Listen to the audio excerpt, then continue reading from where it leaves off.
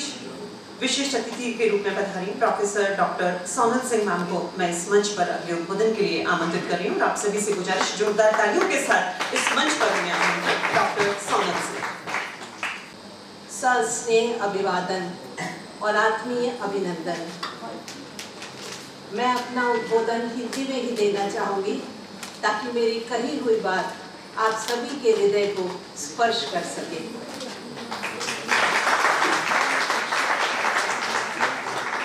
मंच पर विराजित विद्वज्जन, आज के उत्सव मूर्ति मुख्य अतिथि professor doctor Nimit Ranjan ji Chaudhary, honourable vice chancellor Rajasthan technical university Kota,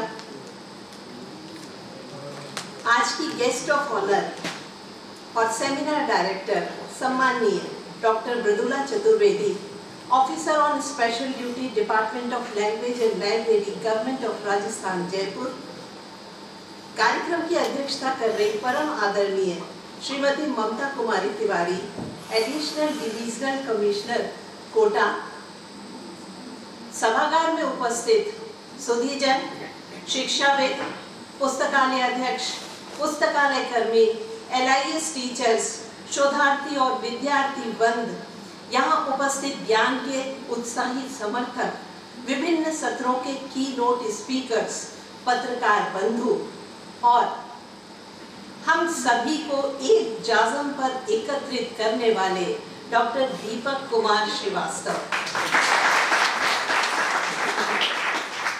nodal officer for public libraries of Kota region, divisional librarian head, government divisional public library Kota and information coordinator IFLA government library section, बहुआयामी व्यक्तित्व के धनी, कर्तव्यनिष्ठ, विनम्र, मिलनसार, मृदुभाषी, सरल, सहज, सक्रिय, क्रियाशील, प्रगतिशील, ऊर्जावान, प्रज्ञावान, जिज्ञासु,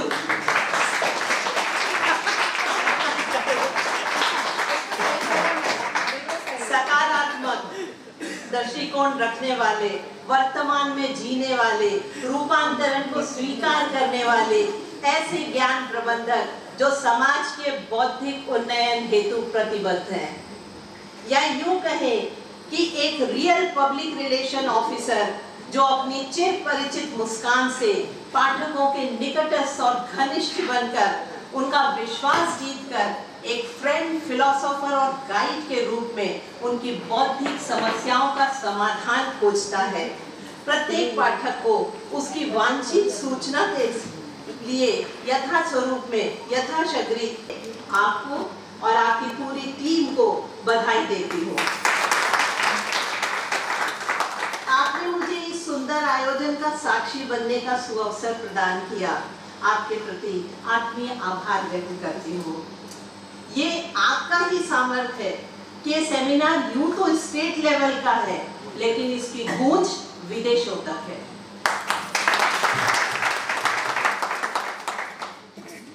आज 12 अगस्त है, ज्ञान प्रबंधकों के लिए अत्यंत पावन और खास दिन। आज एक दूरदर्शी, एक गणितज्ञ, एक कर्मठ समाज सेवी, एक उत्सुक और कल्पनाशील अन्वेषणकर्ता, परिष्कर्ता और सैद्धांतिक आधार पर प्रायोगिक रूपरेखा निर्मित करने वाले, विशुद्ध अनुसंधान से प्रणाली और सिद्धांतों को प्रतिपादित करने वाले हमारे पितृपुरुष, पुस्तकालय विज्ञान के जनक पद्मश्री डॉक्टर सियाली रामामृत रंगनाथन जी की जयंती। उनका जन्म दिवस उनके सम्मान में नेशनल लाइब्रेरियंस डे के रूप में चिन्हित है, ताकि लोग पुस्तकालयों को और पढ़ने की संस्कृति के महत्व को समझें, पुस्तकालय को अपनी दिनचर्या का हिस्सा बनाएं, पुस्तकालय के शांत और तनाव मुक्त वातावरण में एकाग्र चित्त होकर कुछ समय अध्ययन में व्यतीत करें, नवीन विचारों से परिचित हों, चिंतन शैली में परिवर्तन लाएं, रचनात्मक और सकारात्मक व्यवहार विकसित करें और निर्मल आनंद की प्राप्ति करें। आज इनकी 134वीं जयंती पर मैं इन्हें श्रद्धा सुमन अर्पित करती हूँ। आदरांजलि देती हूँ, सादर नमन करती हूँ। श्रद्धेय रंगनाथन महोदय ने 5 लॉज देकर पुस्तकालय विज्ञान विषय को विज्ञान संकाय की श्रेणी में लाकर खड़ा कर दिया। लॉज अर्थात ऐसे नियम जो देश काल परिस्थिति बदलने पर भी समान रहे। रंगनाथन जी द्वारा 1931 में प्रतिपादित 5 लॉज 2026 में भी अर्थात आज के डिजिटल युग में भी उतने ही कारगर हैं। इसको यूं समझिए कि रूप बदल गया है किंतु आत्मा वही है, तकनीक बदल गई है किंतु उद्देश्य वही है। उनका द्वारा दिया गया फर्स्ट लॉ है बुक्स आर फॉर यूज, पुस्तकें उपयोग के लिए हैं। फिर चाहे वो प्रिंट फॉर्म में हो या ई बुक हो, ऑडियो बुक हो, पीडीएफ हो, मकसद तो हमारा एक ही है, उपलब्धता। उन्हें ताले में न रखें या पे वॉल के पीछे न छुपाएं। ये फर्स्ट लॉ ही है जिसने ओपन एक्सेस और डिजिटल लाइब्रेरी के आभासी स्वरूप को आकार दिया है। अब किताबें अलमारी में नहीं रहती, क्लाउड में है, तो इसका उपयोग और भी आसान हो गया है। दूसरा लॉ है एवरी रीडर हिज और हर बुक, प्रत्येक पाठक को उसकी पुस्तक मिले। अब आप चाहें तो सब्जेक्ट वाइज अरेंजमेंट कीजिए या पाठक को इंटर लाइब्रेरी लोन के माध्यम से उसकी पुस्तक उपलब्ध करवाइए, या फिर 4 दीवार, शेल्फ और कृपया शांति बनाए रखे के बोर्ड को हटा दीजिए और फिर नेटवर्किंग के माध्यम से डिजिटल रिसोर्स शेयरिंग कीजिए। भौतिक और भौगोलिक बंधन को तोड़कर, सदस्यता की सीमा को भी तोड़कर, भाषा के अवरोध को दूर कर, सदस्यता की सीमा भी तोड़कर 24/7 तक समय की सीमा को विस्तृत कीजिए। पाठक को, उपयोगकर्ता को उसकी वांछित पुस्तक, वांछित सूचना उपलब्ध करवाइए। AI सर्च टूल्स का भी उपयोग कीजिए जो सामान्य सर्च से बहुत आगे हैं। अगर आप भारतीय इतिहास टाइप करेंगे तो देखेंगे कि आपके सामने 500 किताबें आ जाएंगी, अर्थात संपूर्ण विश्व की किताबें एक क्लिक पर एक जगह उपलब्ध। इसको हम ये भी कह सकते हैं कि ज्ञान का लोकतंत्रीकरण। थर्ड लॉ है एवरी बुक इट्स रीडर, प्रत्येक पाठक को उसकी पुस्तक मिले। पुस्तकालय में कोई भी पुस्तक या ई संसाधन बेकार न पड़ा रहे, उसका कोई ना कोई उपयोग अवश्य हो, उस संसाधन का कोई उपयोग करता हो। किंतु पुस्तकें मूक होती हैं, वो अपने अंदर विद्यमान विशेषताओं को नहीं बतला सकती। Librarian is perfect match maker between a book and it's reader. आज का पुस्तकालय अध्यक्ष पुस्तकों का रखवाला मात्र नहीं है, पुस्तक और पाठक के बीच सेतु के रूप में कार्य करता है। सेतु अर्थात जोड़ने वाला, रास्ता दिखाने वाला, अड़चन हटाने वाला, प्रेरणा देने वाला, पुस्तकों को प्रमोट करने वाला। फिर इसके लिए आप लोग चाहें तो पुस्तकों का थीमेटिक डिस्प्ले कीजिए, रीडर्स चॉइस का एक कॉर्नर विकसित कीजिए, बुक टॉक या लेखक से मिलिए के माध्यम से महीने में एक बार पुस्तकों में ऐसा क्या है इस पर 15 मिनट की चर्चा रखिए। आप चाहें तो शेल्फ टॉकर का भी उपयोग कर सकते हैं, जिसमें शेल्फ पर एक छोटा सा टैग लगाएं, जैसे कि इतिहास पसंद है तो ये 3 पुस्तकें बिल्कुल भी मिस न करें। आप पुस्तक इशू करते समय उसके साथ एक बुक मार्क दे सकते हैं जिस पर नई पुस्तकों का QR हो। डिजिटल लाइब्रेरी के लिए आप लिख सकते हैं, आपने ये पुस्तक पढ़ ली, अब ये पढ़ें।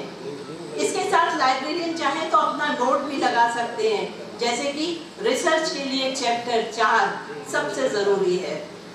आप सोशल मीडिया और व्हाट्सएप पर सप्ताह में 2 पोस्ट, किताब का कवर, 2 पंक्तियों में उसका सार और उसकी डाउनलोड लिंक दे सकते हैं। पाठकों के ग्रुप में आप चाहें तो शेयर कर सकते हैं, जैसे कि चेतन भगत की नई पुस्तक। आप 2 वर्ष पुरानी पुस्तक को भी डिजिटल लाइब्रेरी में प्रमोट कर सकते हैं। क्या आपने इसे पढ़ा? आप रिव्यू और रेटिंग का भी लाभ ले सकते हैं। पाठक से एक लाइन में रिव्यू लीजिए, अगला पाठक वही देखकर बुक उठाएगा। आप किताब के पहले पन्ने पर 3 लाइन का सार भी चिपका सकते हैं। मेरे कहने का तात्पर्य ये है कि सिर्फ खरीदने से कुछ नहीं होगा, हमें मार्केटिंग, मार्गदर्शन और तकनीक तीनों का उपयोग करना होगा। चतुर्थ सूत्र कहता है save the time of the reader, पाठक का समय बचाएं। पाठक का अमूल्य समय साहित्य की खोज में व्यर्थ न हो। We have to provide right book to right reader at right time in the required format and that too in an affordable way। अर्थात खोज को आसान बनाइए, सही साइन बोर्ड लगाइए, जैसे इतिहास C12 से C15 या प्रतियोगिता परीक्षा साहित्य D1। आप अपने कैटलॉग और ओपेक को भी अद्यतन रखिए, अपडेट करते रहिए। Author wise, subject wise, title wise, इनके साथ साथ सब्जेक्ट कीवर्ड से भी सर्च का प्रावधान हो। आप रिजर्व या होल्ड की सुविधा भी प्रदान कर सकते हैं। घर बैठे बुक करें और सीधे काउंटर से प्राप्त करें। डिजिटल लाइब्रेरी में आप फुल टेक्स्ट सर्च में पीडीएफ के अंदर भी शब्द खोजने का प्रावधान रख सकते हैं। फिल्टर लगाएं, वर्ष, भाषा, लेखक, टॉपिक से एक क्लिक में छांटिए। ऑटो सजेस्ट अर्थात टाइप करते ही सुझाव आए, आप अपनी प्रक्रिया को तेज कर सकते हैं, आपकी प्रोसेस को फास्ट कर सकते हैं। Self issue and self return machine लगे, उसका उपयोग हो ताकि पाठक को लाइन में न लगना पड़े।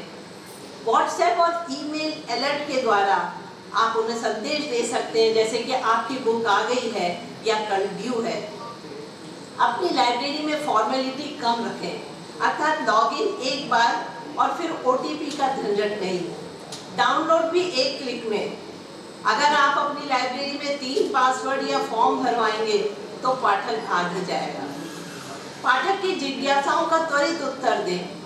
Reference service, virtual reference desk, इन सब का उपयोग कीजिए। आपको डाटा चाहिए, 2 मिनट में लिंक, पेज नंबर भेज दीजिए। आप फ्रीक्वेंटली आस्क्ड क्वेश्चंस और ट्यूटोरियल वीडियो का भी उपयोग कर सकते हैं। 1 मिनट का वीडियो बनाएं, ई बुक कैसे डाउनलोड करें और लाइब्रेरियन की उपलब्धता हर समय हो, क्योंकि पाठक भटके नहीं, आप उपलब्ध रहें चैट पर, कॉल पर, डेस्क पर। डिजिटल में आपको ये खास ध्यान देना होगा। मोबाइल फ्रेंडली रहें, क्योंकि 80% यूजर फोन से आएंगे। स्लो वेबसाइट यानी समय बर्बाद। ऑफलाइन एक्सेस की भी सुविधा दीजिए, अर्थात नेट ना हो तो उस समय भी पढ़ने की सुविधा दे तो समय बचेगा।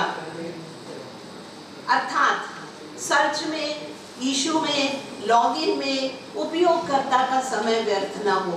अटकाव, लाइन और कॉम्प्लिकेटेड सिस्टम को दूर कीजिए। आज लाइब्रेरियंस का काम रास्ता बताना नहीं, अपितु रास्ता छोटा करना है। यथासंभव, यथाशीघ्र 2 मिनट में, कुछ ही सेकंड्स में किताब की जानकारी पाठक के हाथ में चली जाए। 5th लॉ कहता है library is a growing organism. पुस्तकालय एक वर्धनशील संस्था है। पुस्तकालय अब सिर्फ पुस्तक नहीं, इसके साथ कोर्स, डाटा, पेटेंट, वीडियो सब जुड़ गया। हमारी 4 दीवारें ढह गई। आज जगह नहीं, जगह की जगह एक्सेस मायने रखता है। पहले हर लाइब्रेरी समझिए कि एक टापू थी, द्वीप थी। नेटवर्किंग ने सबको महाद्वीप बना दिया। आज की लाइब्रेरी स्थिर नहीं रह सकती, उसे हर दिन बदलना, बढ़ना और स्वयं को अपडेट रखना होगा। संग्रह में बढ़ोतरी करनी होगी। रीडिंग के द्वारा पुराना आउटडेटेड हटाएं, नया लाएं, फॉर्मेट बढ़ाएं। सिर्फ किताबें नहीं, ई book, audio book, video lecture, data set, 3D model भी रखना होगे। हर 6 महीने में आप यूजर सर्वे करें, उनकी रुचि और मांग को समझें। उपयोगकर्ताओं में तो वृद्धि होगी, आप नए नए यूजर ग्रुप बनाएं। स्कूल के बच्चों के लिए, रिटायर्ड के लिए, महिलाओं के लिए अलग अलग प्रोग्राम बनाएं। कम्युनिटी आउटरीच के अंतर्गत पुस्तकालय से बाहर जाएं। स्कूल, एनजीओ, कॉलेज, मॉल में कैंप लगाएं। डिजिटल यूजर बढ़ाएं। दूसरे शहर के, दूसरे देश के, संपूर्ण विश्व के पाठकों को जोड़े। साथियों, स्मरण रहे, बढ़ने का तात्पर्य बड़ा होना कदापि नहीं है। बढ़ने का मतलब प्रासंगिक बने रहना है। रंगनाथन महोदय ने पुस्तकालय को जीवंत संस्था माना है। यदि कोई लाइब्रेरी आज भी 10 वर्ष पहले जैसी ही है तो हम उसे जीवंत नहीं कह सकते। जो लाइब्रेरी हर वर्ष 10% भी बदलती है वही जीवंत है और पंचम सूत्र को संतुष्ट कर रही है। पुस्तकालय विज्ञान विषय के सूत्रों का आधार देने वाले ऐसे महान पितृपुरुष को मैं कोटि कोटि प्रणाम करती हूँ।